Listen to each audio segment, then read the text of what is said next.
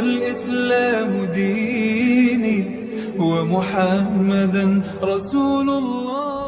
Bismillah, statement Al-Quran syifa sebagai obat. Apa itu syifa? Itu dulu. Ya, apa itu syifa? Saya ingin selalu bergerak dengan pemahaman yang jelas. Ada ontologi, epistemologi, dan aksiologi. Kita arahkan ke dasarnya dulu, ontologinya. Quran surah ke-17 Al-Isra. Ya, di ayat yang ke-82. Allah memberikan statement tentang syifa di situ. Ya, paling kiri agak ke tengah sedikit. Wa nunazzilu minal Qur'ani ma huwa syifaa'un wa rahmatun lil mu'minin wa la yazidudz zalimina illa khasara. Wa nunazzilu minal Qur'an, dan kami turunkan dari ayat-ayat Quran itu, minnya tab'id, menunjuk pada sebagian.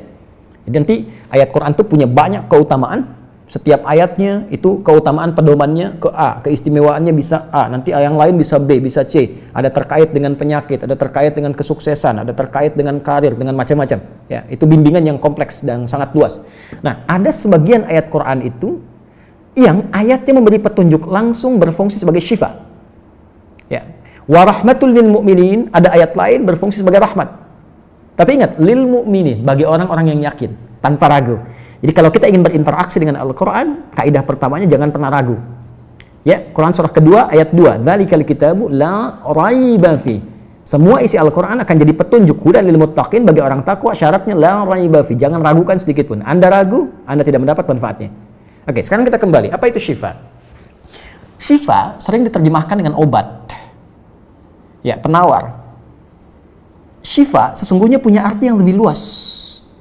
Ya, obat itu di dalam Al-Quran, bahasa diksi Al-Quran, juga hadis, bahkan standar bahasa Arab biasa, itu setidaknya punya dua ya, diksi dari dua kasus yang terjadi.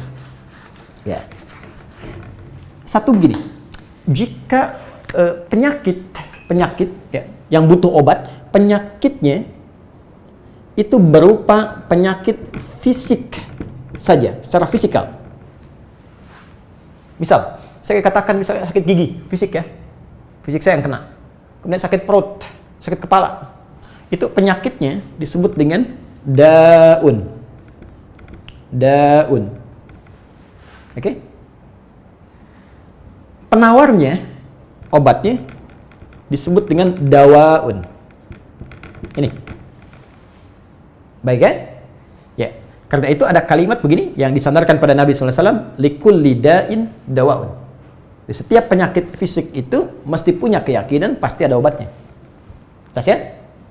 Nah, yang kedua, ada jenis penyakit terkait dengan fisik juga, tapi sudah melewati batas-batas dawa. Jadi ini menggunakan obat medis standar, ya, ini susah. Bahkan sebagian mengatakan, dokter mengatakan, wah ini nggak bisa nih, udah give up gitu kan?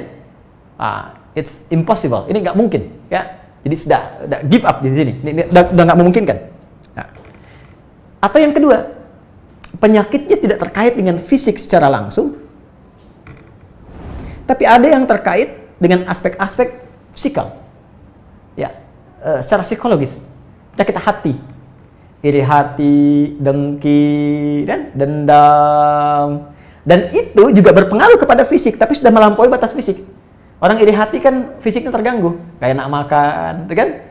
Ya, pusing, tidur, bahkan tidur pun masih nggak enak, ngigonya juga masih dengki juga, gara-gara kamu nih tidur, masih keluar kalimat itu, ya, nggak enak kan?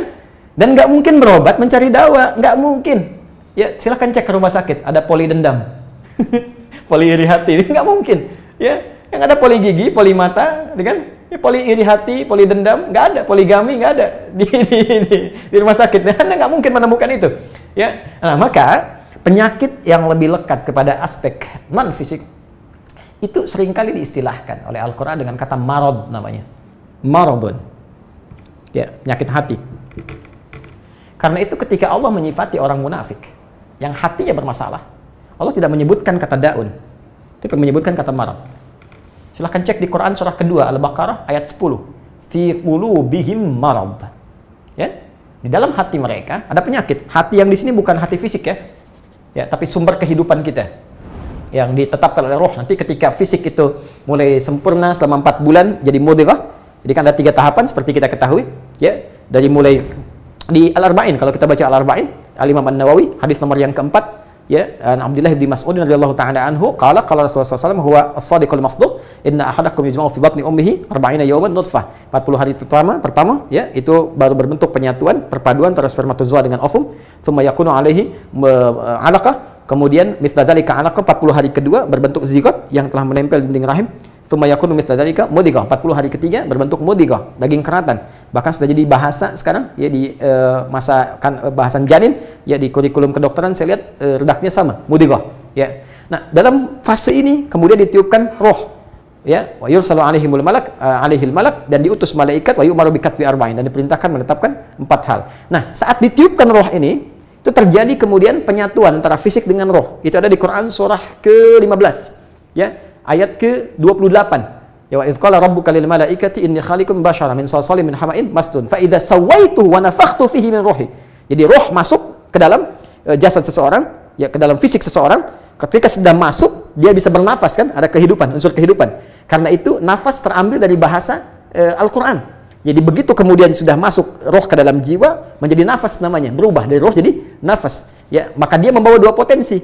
Ya, ada fujur, ada takwa. Di Quran surah 91 ayat 7 sampai 10. Wa nafsi wa ma sawwaha fa alhamaha fujuraha wa taqwaha. Jelas ya? Maka wa nafsi wa ma sawwaha, jika roh sudah masuk ke dalam jiwa jadi nafas, dan disitulah manusia bisa bernafas. Tapi jangan lupa dia membawa 2 potensi. Ada potensi kebaikan, takwa, ada katalis kebaikan. Saya tidak mengatakan yang buruk. Itu katalisnya. Jadi lawannya langsung. Yaitu jujur, lawannya dusta. Ya, marah lawannya sabar. Yang sabar itu takwa, jujur itu takwa. Yang marah, yang sombong, yang bohong itu namanya fujur, itu katalisnya. Di Allah menciptakan sifat marah bukan ingin membuat Anda pemarah, tapi ingin kemudian memacu supaya yang sabarnya muncul. Sebab kalau nggak ada marah, bagaimana bisa ada sabar? Itu cara membacanya. Nah, di sini terjadi pergolakan. Ya, apa kaitannya dengan ini? Orang-orang yang tidak bisa mengendalikan sifat takwanya dan tidak menjadikan sifat fujurnya sebagai katalis, tapi diikuti menjadi dominan, maka jadi penyakit di hatinya. Itu yang disebutkan dengan marad namanya. Ya, itulah yang memunculkan penyakit riya, pamer, gitu kan? Sum'ah, ingin didengar orang, sombong turunannya, ya, kemudian dendam dan sebagainya. Ini marad. Marad ini dan penyakit yang sudah melewati batas fisik, kalaupun terkait dengan fisik, nggak ada obatnya dari dawa. Yang ada hanya syifa. Maka jika ada orang tertentu yang terkena penyakit fisik yang sudah di luar batas dawa, yang medis misalnya udah nggak bisa nih, ini nggak mungkin, maka beralihlah dari dawa ke syifa. Ini yang pernah dilakukan oleh Nabi Ayyub alaihissalam. Ketika diuji dengan penyakit, Allah contohkan langsung supaya kita bisa meniru. Bukankah ayat ini turun ketika Nabi diuji dengan penyakit? Ya, supaya memohon kepada Allah. Jadi kan Nabi Ayub kan divonis dengan penyakit yang tidak pernah diderita oleh orang sebelum beliau, tidak akan dirasakan oleh orang setelahnya. Yang paling menarik apa yang dilakukan? Ketika semua mengatakan nggak mungkin, lalu turun kemudian gambaran dari Allah. Quran surah ke-21 ayat 83 sampai 84. Wa ayyuba, pakai fathah loh, bukan dhamma, bukan kasrah. Ya, fathah itu menunjukkan sesuatu di masa lalu untuk dibuka bagi orang di masa depan. Ya, fathah itu dibuka. Itu ilmu lughahnya. Saya spesialisasi di bahasa Arab. Jadi di antara makna itu fathah, kenapa ada fathah, ada dhamma, ada kasrah, itu ada maknanya. Wa ayyuba, dan kami buka kisah Ayub di masa lalu sebagai inspirasi untuk orang di masa depan. Idnada rabbahu anni masanni yadhurru wa anta arhamur rahimin. Ketika beliau mulai meninggalkan opini manusia dan mulai kembali kepada Allah dengan sangat kuat untuk spesifik memohon kesembuhannya. Ya Allah, penyakit ini sudah mengganggu saya. Untuk ibadah, itu poinnya. Untuk ibadah. Jadi ternyata kalau ingin disembuhkan dengan cepat, arahkan kesembuhan itu untuk niat kita beribadah. Kalau cuma pengen sembuh saja, jangankan Anda yang belum beriman pun kalau sakit pengen sembuh. Terus Anda tujuannya apa dari kesembuhan itu? Kalau cuma pengen minta dunia, apa dengan sakit belum cukup menjadikan Anda ingat Allah? Maka arahkan permohonan itu untuk kesembuhan supaya punya niat ibadah. Ya Allah, saya pengen sholat lagi. Ya Allah, saya pengen ke masjid lagi, pengen tahajud lagi. Mohon ya Allah, penyakit ini sudah mengganggu saya tahajud, saya pengen sholat lagi. Wa anta arhamur rahimin, sedangkan Engkau yang paling sayang kepada saya. Kalau yang Maha Penyayang saja tidak menyembuhkan saya, kepada siapa lagi saya mesti memohon? Anda tahu apa yang terjadi? Begitu kalimat itu muncul dengan penuh kekuatan, keyakinan, visi yang benar, memanggil Allah dengan panggilan yang sangat halus, lembut, ya, terasa ke dalam jiwa, maka jawabannya tidak menunggu lama. Fastajabna lahu fakashafna ma bi min dhurrin wa atainahu ahlahu mithlahu ma'ahum rahmatan min indina wa dzikra lil 'abidin. Lihat ujung ayatnya. Kami langsung sembuhkan penyakitnya. Kami singkapkan semua rasa sakitnya. Kami kembalikan semua yang dia rasakan rugi. Biaya obatnya diganti dengan rezeki yang lain, kesulitannya dihilangkan, datangkan dengan yang lebih baik. Dan yang paling dahsyat lihat ujung ayatnya. Wa dzikra lil 'abidin. Kami jadikan inspirasi, pengingat bagi hamba-hamba Allah yang soleh, yang diuji dengan penyakit yang serupa, maka amalkan amalan Ayub untuk mencari syifa. Ya, maka ini ikhtiarnya. Termasuk syifa, bisa mengobati penyakit hati. Nah, lalu sekarang apa terapannya? Karena disebutkan ada ayat-ayat Quran berfokus sebagai syifa. Ya, ini yang digunakan sebagai zikir diantaranya. Apa itu? Tadi saya sampaikan Al-Fatihah. Ya, itu lengkap. Al-Fatihah itu disebut syafiyah. Surah syafiyah, surat penyembuh. Silahkan Anda buka semua kitab tafsir. Di antara fadilah surah Al-Fatihah, kisah pertamanya adalah kisah seorang kepala suku di Arab yang digigit kalajengking. Bayangkan, kalajengking Arab pada saat itu.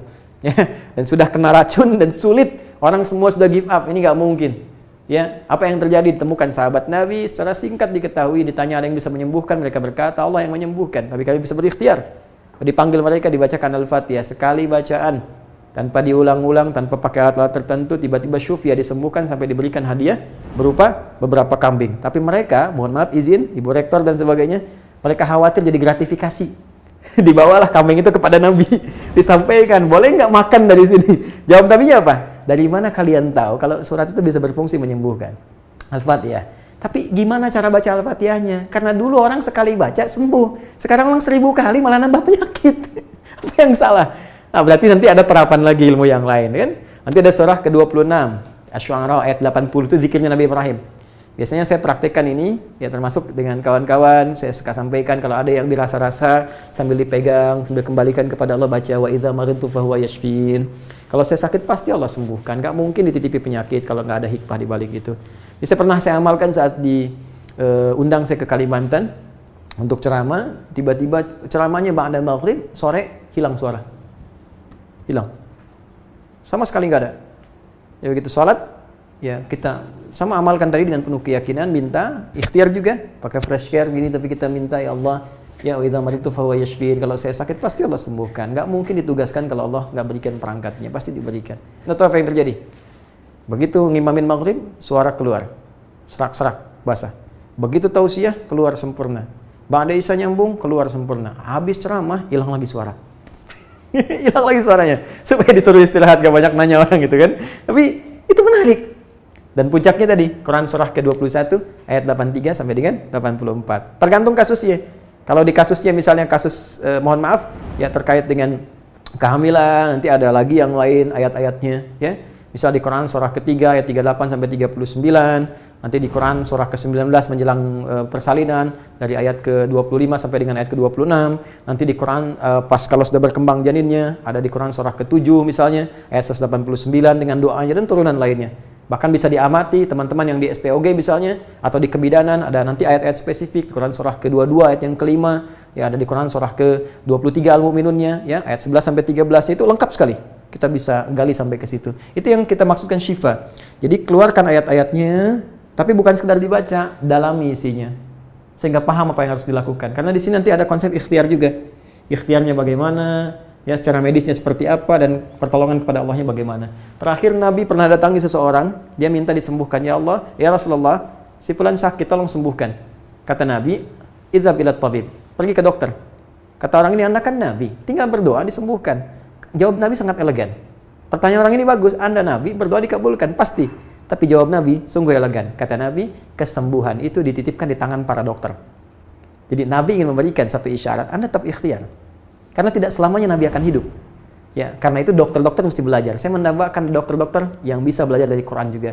Saya mengharapkan nanti ada dokter mata yang hafal, ya, misalnya ayat-ayat tentang doa, ayat tentang mata, ya, riset tentang ayat-ayat mata, hadis-hadisnya apa, sehingga Anda bisa menerapkan resep-resep yang indah. Ya, waduh, kenapa nih dok, mata saya nih nggak bisa dikontrol nih, sakit. Kenapa?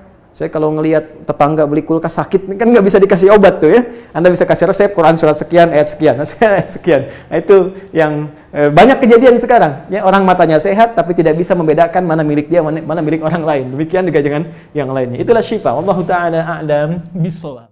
Allahu Rabbi wal Islam dini wa Muhammadan Rasulullah.